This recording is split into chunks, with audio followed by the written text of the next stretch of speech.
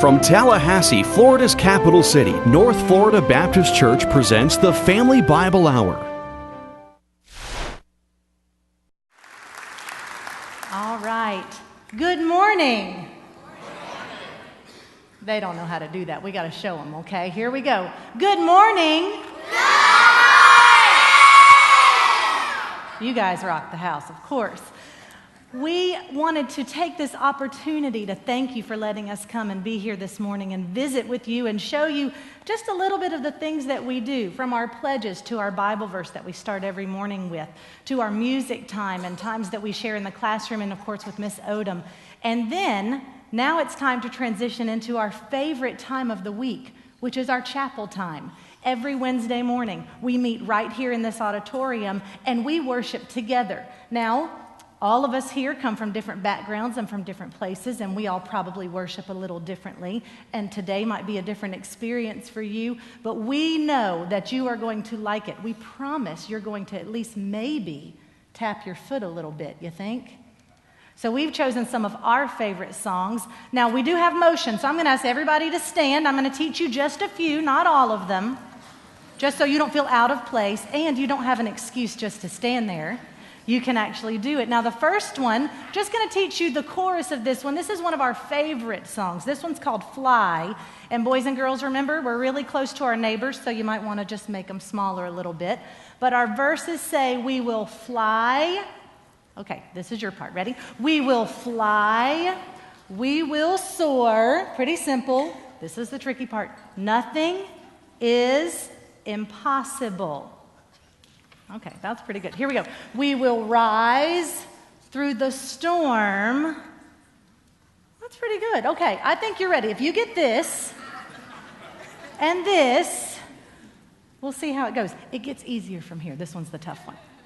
Okay, some of you are like, oh, good, and some of you are a little concerned. Everybody just stay standing, tap your foot. Just go into this if you're not sure where to go. Are you ready? Here we go. Maybe. Let's go ahead and get an early start. Here we go.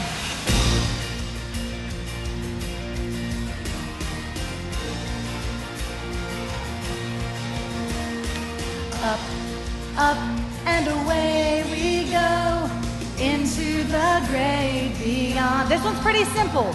Wherever you go and whatever we do, we're trusting God all. Here's the part you know. We will fly, we will soar.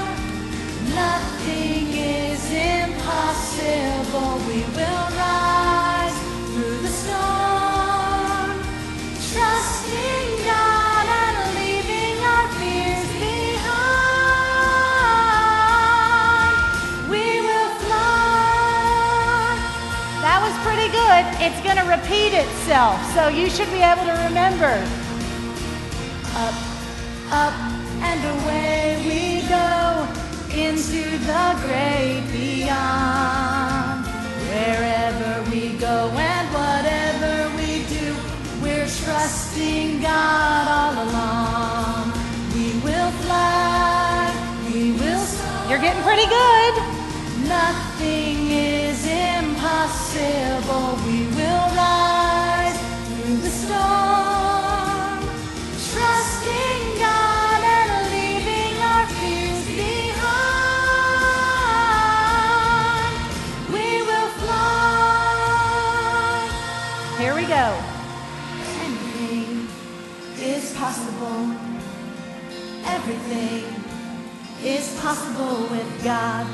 Anything is possible. Everything is possible. Keep going. Anything is possible. Everything is possible with God. Anything is possible. Everything is possible with God. We will fly. We will soar. Nothing is impossible. We will rise through the storm, trusting God and leaving our fears behind. We will fly.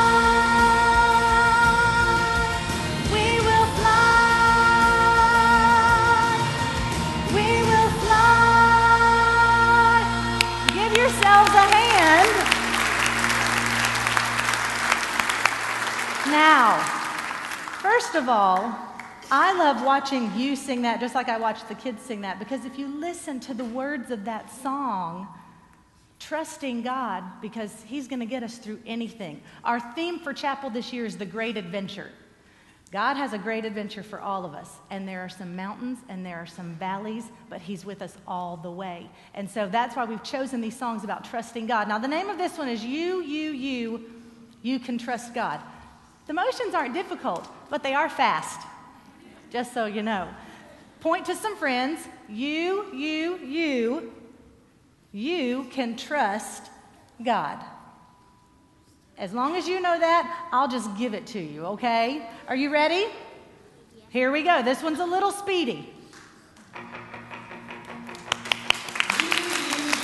You can trust God. You can take Him at His word and give Him your heart. You can trust God. It doesn't matter who you are. You can trust God. You don't have to be the fastest, strongest. You don't have to hold your breath the longest. You can do this. Be a star. It doesn't matter who you are. Raise your hands and repeat after me.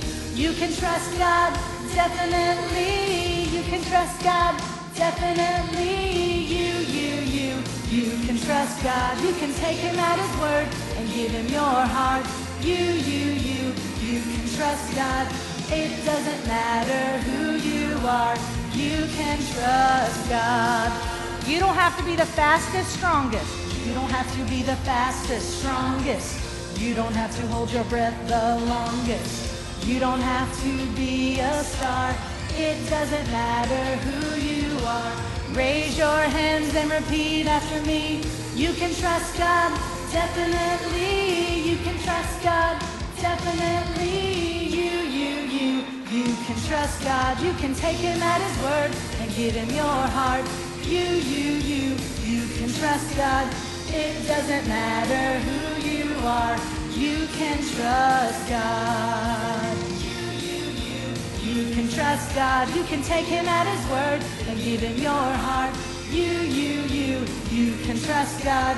It doesn't matter who you are. You can trust God. You can trust God. You can trust God. Now you have to give yourselves a hand for that. That one's saying the words and doing the motions and everything all put together, but it doesn't matter because we can trust Him. This next song you're going to know. It's one of our favorites. We've performed it several times, I think, for Grandparents' Day.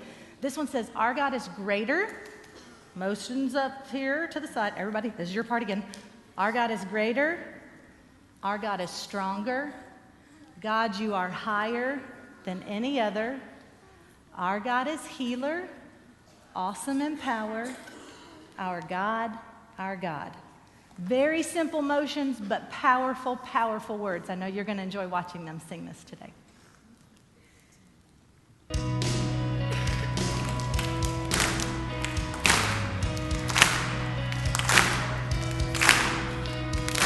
Our God is greater, our God is stronger.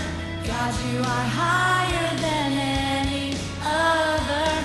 Our God is healer, awesome in power. Our God, our God. Our God is greater, our God is stronger. God, you are higher than any other. Our God is healer, awesome in power. Our God, our God.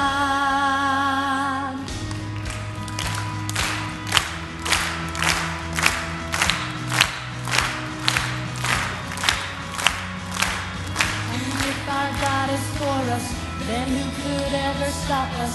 And if our God is with us, then what could stand against? And if our God is for us, then who could ever stop us? And if our God is with us, then what could stand against? Stand against. Our God is greater, our God is stronger. God, you are higher than any other. Our God is healer, awesome in power. Our God, our God. Our God is greater, our God is stronger. God, you are higher than any other. Our God is healer, awesome in power. Our God, our God, our God. You guys did a great job. Thank you so much for singing with us today.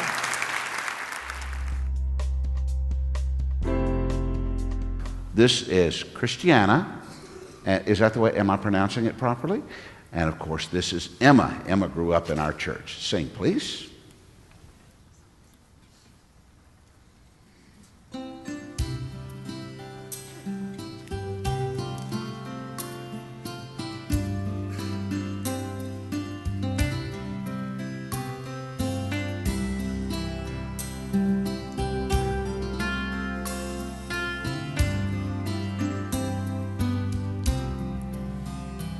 Our Father, up in heaven, how we honor your holy name.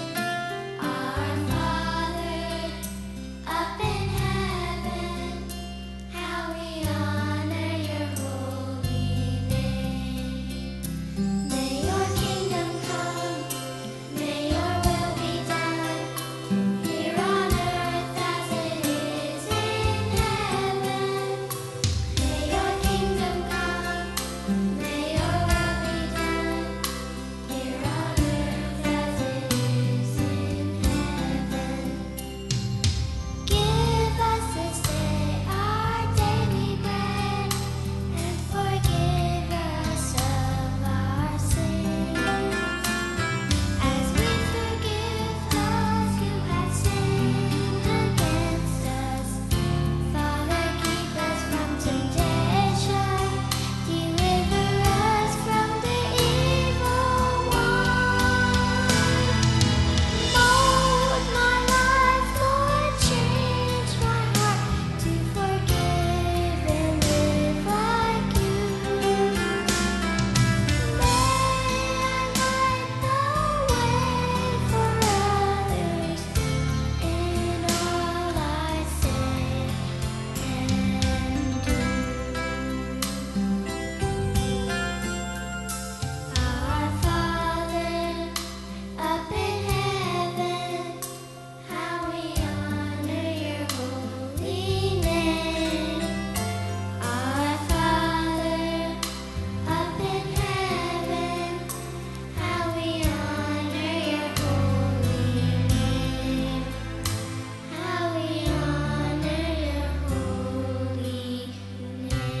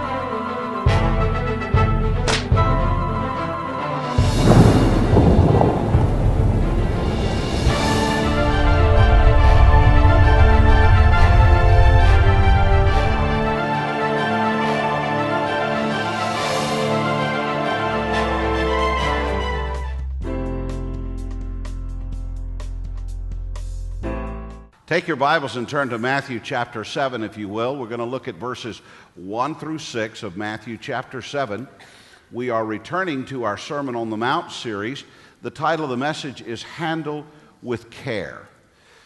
All of us are familiar with packages marked handle with care. In some cases, those words mean that something inside of that package, that parcel, is fragile. You'll remember Mr. Parker as the old man on the Christmas Story. He said fragile, that it was fragile instead of fragile. Sometimes packages are designated handled with care because of a volatile or explosive nature. They could do some serious damage if they were to explode or blow up. The sheer importance of some of the stuff of life requires that we handle it with the utmost care. And that being said, that's the label that we're going to put on the first 6 verses of Matthew chapter 7 today. Here's something that should be handled with care.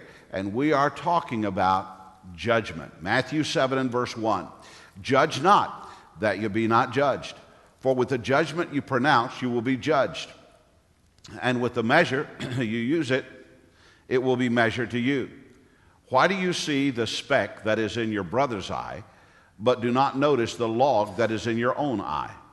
Or how can you say to your brother, let me take the speck out of your eye, when there is a log in your own eye? You hypocrite.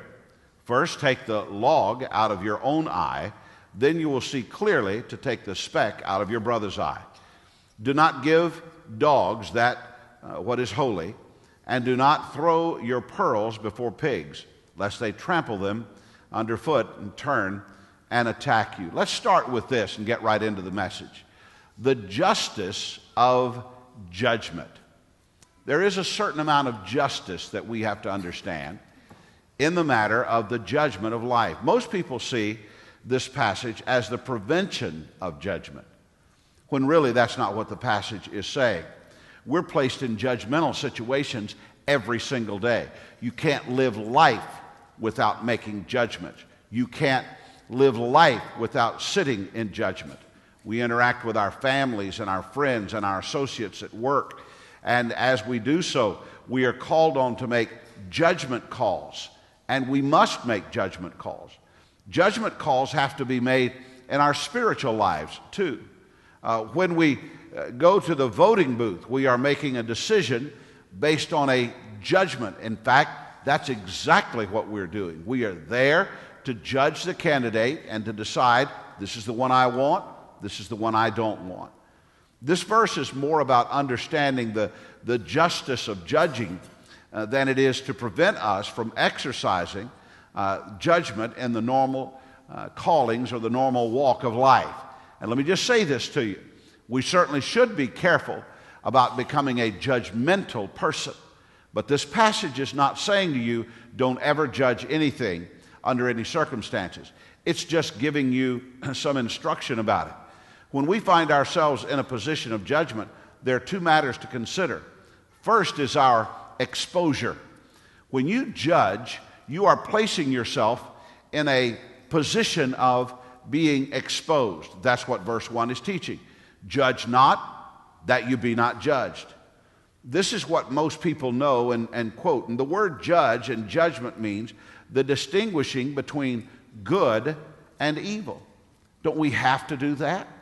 Don't we have to decide when something is good? Don't we have to decide when something is evil? If not, if we couldn't decide between good and evil, we'd just take our children to any kind of movie that we wanted to. If we couldn't decide, make the judgment of what is appropriate and what is inappropriate, what is right and what is wrong, we'd have our children in places they shouldn't go. And we'd make financial decisions that would place our families in jeopardy. And there's so much that could go chaotic in our lives if we didn't exercise good judgment during the courses of our lives. Digging a bit deeper, we find that the Greek word for judgment here is krino. And it's the same word from which we get our word critic.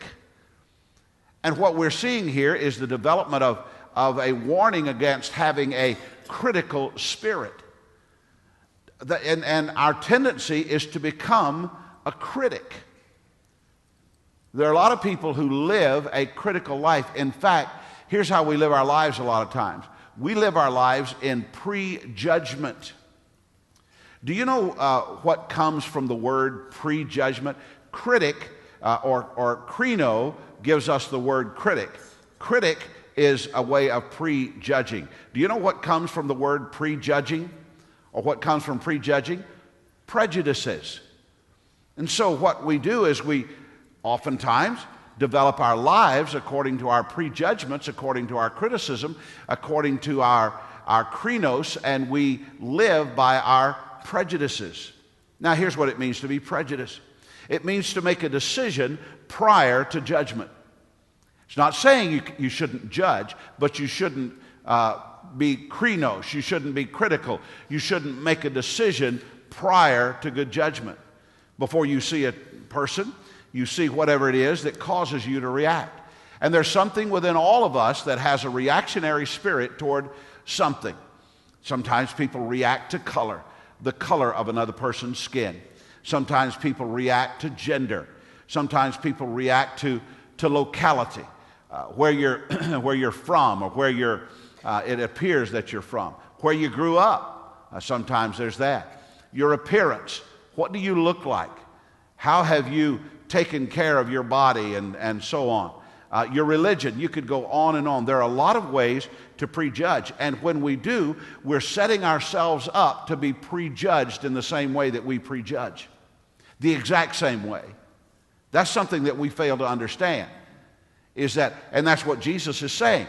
Whatever you do, however you set yourself up to be a critic, please understand that there's someone setting themselves up to be a critic to you in the same manner. Does this mean that our prejudgments are not accurate? Well, it may or may not, but that's not the point. The point is that there's a deeper story to anyone than how they first strike us. When you first see someone, you make a decision. But I can assure you there's a deeper story to that person than the decision that you made, or the decision that was made about you. Nobody wants that to happen to us. No one would say, I want people to look at me and make a snap judgment and keep me in that light for the rest of my relationship to them. We just don't want that. There's always something deeper, and we shouldn't prejudge. We shouldn't be krinos or critical, because when we are, we should understand that that is the kind of life that we're going to end up living. Not so much that we're critical of others, although we are, but others are going to be the same toward us. Recently, I had a visit in my office from someone who was having an issue. And since this is an FCS day, I'll just tell you, they were having an issue with that I needed to address in regard to North Florida Christian School and kind of the way that their student was playing out at North Florida Christian School. Now, I'd never met this man before. And all that I got was what I could get through email exchanges. Now, let me tell you about email exchanges. Most of you know this, but we don't really cognizantly think it as much as we should. Emails are very sterile. I had a guy want to come meet me about something one time. I said, couldn't you just shoot it to me in an email? And his response was, emails are very sterile. I'm afraid that it wouldn't be taken in the way that I intended. And I said, oh, well, fine. I understand that. And so I had met this guy, and by way of email exchange, and I kind of had an idea of what he was going to be like before he walked through the door. I mean, I kind of had formulated a krinos, a prejudgment about what this guy was going to be like. And so the guy came in, and I'd never seen him, but I had pictured what I thought he would look like. I was totally wrong on that. And when he arrived, he came in and he sat down, and the first statement out of his mouth after we exchanged niceties was actually an inflammatory statement. It was what he said was inflammatory. But you have to understand, this guy had been dealing with an issue, and he had reached the Popeye stage. I've had all I can stands and I can't stands no more. He kind of hit that stage. And I mean, that's the only people that would ever come and sit down and talk to me is when they have all they can stands and they can't stand no more. I mean, very few people come in to say, Pastor Ray, I'd just like to tell you what a wonderful place this is, what a marvelous man you are. Here's $100. That rarely happens. That just doesn't happen very often at all. It has happened, but it doesn't often happen. So he sat down, and the first thing that out of his mouth was a bit inflammatory, almost combative. But I had determined ahead of time that I wasn't going to allow that. And that didn't mean that I was going to stop him. It meant I was going to stop me. I wasn't going to be combative. And I said, "Oh, my goodness, why would you say that?" was the statement that I said, "Oh, my goodness, why would you say that?" And then he went on to speak, and I said, "I can assure you that that's not the case. Let's get to the root of the problem." And as we talked, what I learned was that he was from a part of the country where, and I'm not going to say what part of the country it was, but where bluntness is more prevalent than it is down here in the South. I'm not going to prejudice anyone as to the part of country that he was from, but down here in the South, we're not quite so blunt. You know, we say sweetheart to everybody. And sweetheart can mean everything from sweetheart to something that I can't say in this pulpit. You understand? He was not from sweetheart land. Now, we talked for some time. I had a couple of our school administrators in the office with me. We talked for some time, and it wasn't long before I looked at him and I said, "I really like you. You remind me of one of my best friends from the past." And he said, "Really?" And I said, "Yes, you really do." Now, I'm not going to go any further than that, but to say this, that I had to check my prejudging at the door. And I had to give him a chance to gain some exposure to me and me to him.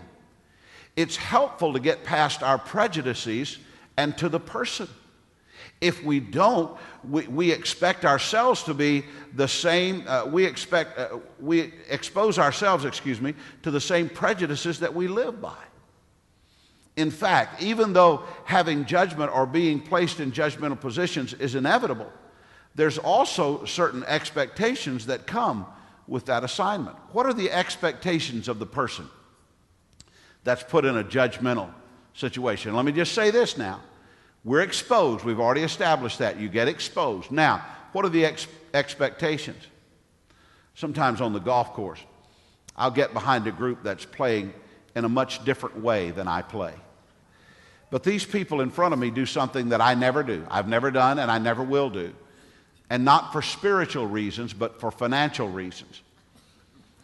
These people in front of us will play for money. And you say, "Pastor Ray, would you not, don't you have a spiritual objection to that?" Yes, but I have a financial objection to it as well. Simply because if I'm going to give money away, I'll just do it at the beginning of the round. Here, take all this money. Well, here's what happens when you play behind somebody who's playing for money. They have to sink every putt. Every single one. They have to sink every single putt. I don't play with people like that. I don't play, I mean, it's not so bad that if it's on the green, it's good, but it's pretty close, you know. I don't play that way. We absolutely have kind of our understanding of each other and our expectations of the game. We're just Saturday golfers, and we have that expectation of the game. Now, those guys who play in front of us sometimes, they have a completely different expectation of the game. And they have to putt according to the expectations of everybody else. In our foursome, or in any foursome, there's the same general expectation. Now, in the tricky business of judging others, you find the expectations you cast are the ones that come back to you. Again, from our text, verse 2, "For with the judgment you pronounce, you will be judged, and with the measure you use, it will be measured to you." We should expect to be judged in the same way that we judge and to the same extent that we judge. Just remember that you're setting yourself up for a time of being judged as you place judgment on others. I'm not saying to you that you can't be in a position of judgment. So your job may call for that. But understand, you're setting yourself up to be judged by others when you're in that position. So that's the justice of judgment. Now, what about the value of vision? Some people are so involved in judgment that they have developed that critical spirit. And if there's ever a time that we should be fair and we should be balanced, it's in matters that call for good judgment. To have that sense of fairness, we have to have clear vision, an overall sense of balance, and an overall sense of understanding. That means that we have to be aware of our own blind spots. See, we're talking about how we relate to other people, especially in matters where we're placed in judgment, but we have to be aware of our blind spots. Verse 3, why do you see the speck that is in your brother's eye, but you do not notice the log that is in your own eye? Everybody has blind spots. You have a blind spot. I have a blind spot. I have more than one blind spot. These are aspects of our lives where we simply do not see unless we consciously make an effort to see them. I've always used the three-way mirror in department stores as an illustration of notifying your blind spots.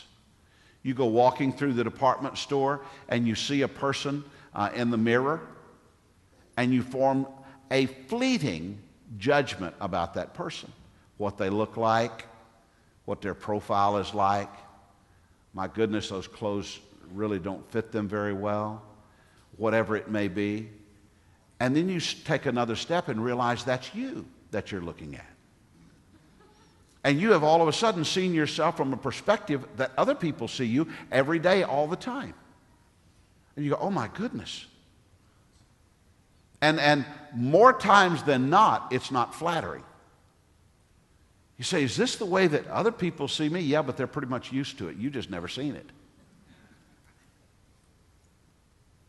Oftentimes we place ourselves in a position and we try and judge another situation when we've got a blind spot so glaring that we really are not in a position to judge.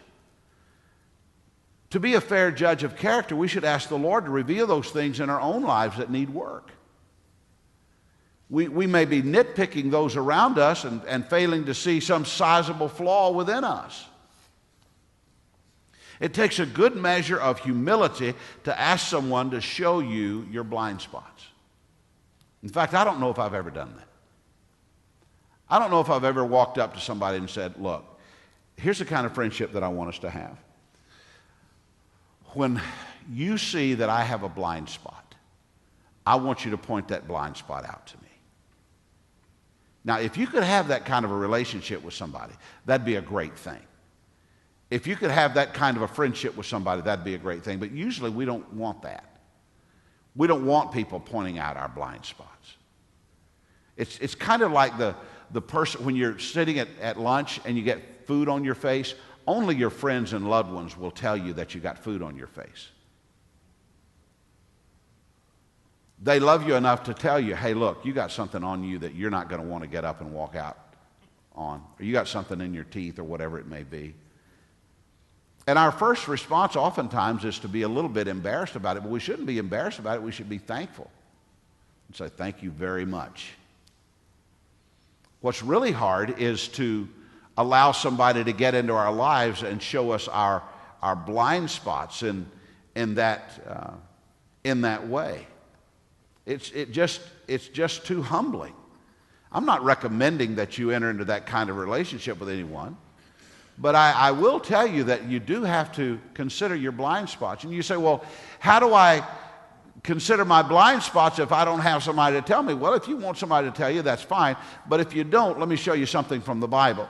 In Psalm 139 and verse 23, here's what the psalmist wrote. Search me, O God, and know my heart. Try me and know my thoughts. And see if there be any grievous way in me, and lead me in the way everlasting. If we aren't mindful of our own shortcomings, yet we continue to be critical of others, then we're just being absurd. In fact, that's the second thing about the vision. We make absurd attempts. Let me just show you again in verse 4. Or how can you say to your brother, let me take the speck out of your eye, when there is a log in your own eye? We should be so sensitive to our own spiritual condition that a flaw in our character or walk should irritate us in the way that a speck of dust does. You ever get dust in your eye? You ever get sawdust? When I was a young man, I worked every summer with my brother on construction. And a lot of what I would do is I would be the saw man. I would cut the lumber. Whether we were cutting rafters, that was before the days of roof trusses. Roof trusses were just being started back then. And I'd cut the rafters or the joists or the studs or the door jacks, whatever it may be. And sometimes I'd stand there for most of the day just working a saw. And that was before the day of safety goggles. We didn't even know anything about safety goggles back then. OSHA was just a mispronunciation of okra back then, and we didn't know anything about OSHA. And so I would cut, and inevitable, every single day, and I would squint when I would cut to keep this from happening, but every single day I would forget, and a piece of sawdust would fly up and it would get in my eye. And I'm going to tell you something. When the sawdust got in my eye, all the cutting stopped. All the dealing with the doors and the T's and the whatever it may be ended. I had to get that out. I would do all kinds of things. I would pour water in my eye. I'd take my top eyelid and pull it down and see if I could blink it out. And sometimes it would get lodged in there so bad, and this is when it was really, really, really, really bad, that I would have to ask another person on the construction team to blow in my eye. I would pull my eye open. I'd say, blow that out of my eye. Now, most construction workers don't really freshen up for the day. But when you get that in your eye, you simply can't function. There's nothing else that can be done.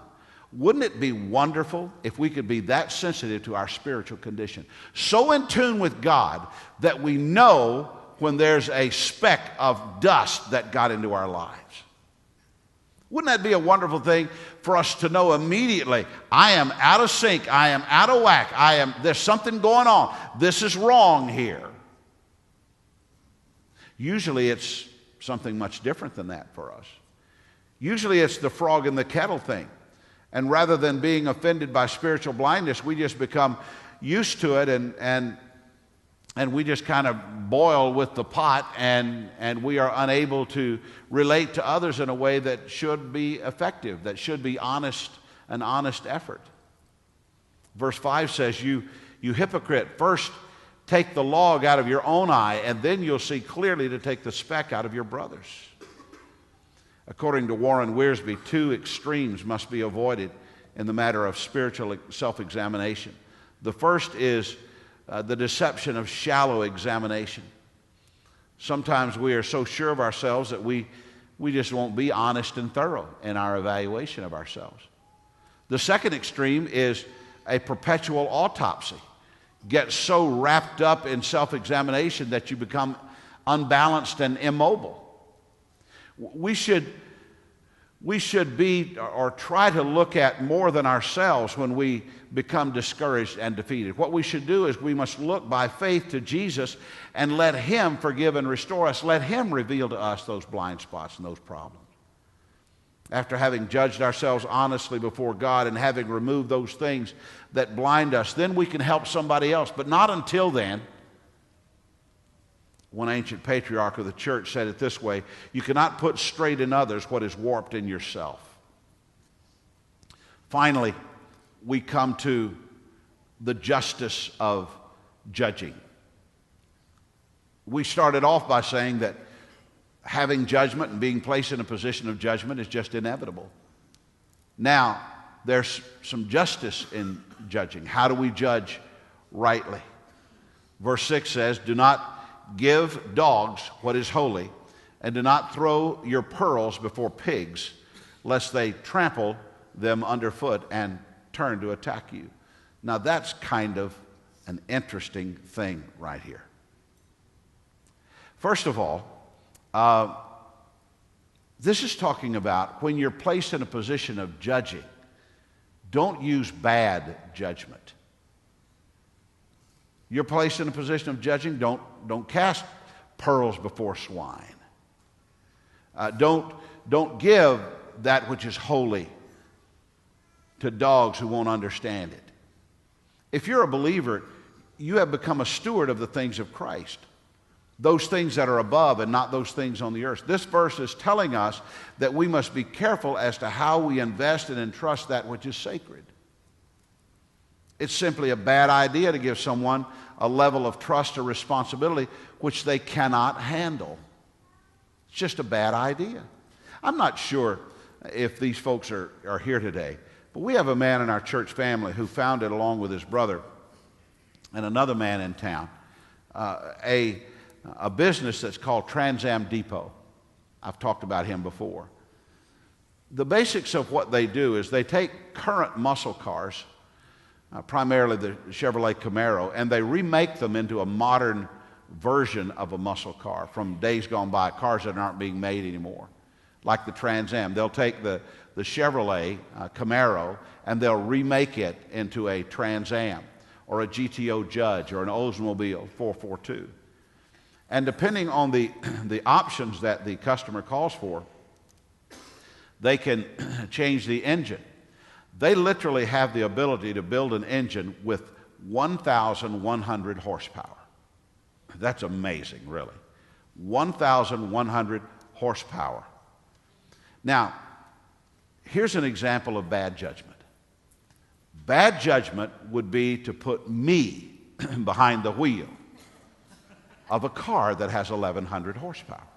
That's just bad judgment. That's not thinking clearly.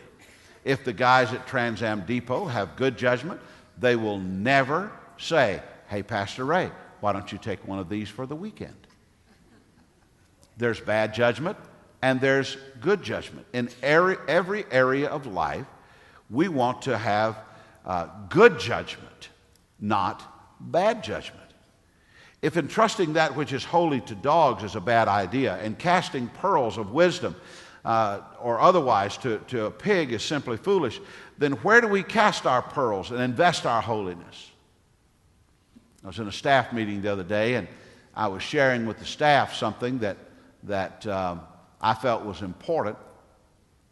And just to be real honest, I felt like that some of the staff was missing it. And I stepped back and I said, "Now, I'm giving you pearls here." And I kind of hesitated a little bit. And what I was saying is, don't step on these pearls. You deal with these pearls the way that you should deal with pearls. How do you decide where to cast the pearls of wisdom? How do you decide where to invest holiness? Remember what Jesus said to his disciples as they were sent out to share the message in Matthew 10:14. "And if anyone will not receive you or listen to your words, shake off the dust from your feet, and when you leave that house or town." To the best of our ability, we invest in those who will receive the pearls with holy insight. We invest in those people who will receive what we should have to say in what we do. I have, on occasion, been in a situation where some drunk wanted to talk religion with me. He says, "Well, Pastor Ray, did you take that opportunity?" "Oh, no. No, you can't talk holiness to somebody who's drunk. You just can't do it. You don't cast pearls before." That's exactly what this is talking about right here. You wait for them to sober up, or you get them sober. I never will forget when a guy in my very first church down in Sanford, Florida, his name was Tex Pravat. Tex Pravat came in one Wednesday night, big, giant man. He had to be 6'5" and weighed 300 pounds, big, giant man. He came in there on a Wednesday night and was just squalling. And he had to talk to the preacher. His wife went to our church. This guy was, quote unquote, the town drunk. And I mean to tell you, he was a town drunk. And he had tied one on, and he had gotten really sad over being the town drunk and really sad over being the kind of husband and father that he was. And he came to the foyer of the church, and the deacons came to me and they said, Tex Pravat is out in the foyer, and he's squalling, and he wants to talk to you right now. I said, is he drunk? And they said, we think so. And I said, well, take him back to my office. And I didn't know anything about drunks, and I said, make coffee and keep coffee going to him. And so by the time the service was over, I went back there, and Tex had a good measure of coffee. He was still a good measure drunk. And I said, Tex, here's what we're going to do. I'm going to stay with you till you sober up, because you've got something you need to hear. And finally, after a period of time, Tex sobered up, and Tex came to know Jesus Christ as his Savior. It was a wonderful thing. Tex went on to live. He went home that night, and went into the kitchen and took all the whiskey that he had in the cabinets and poured them down the drain.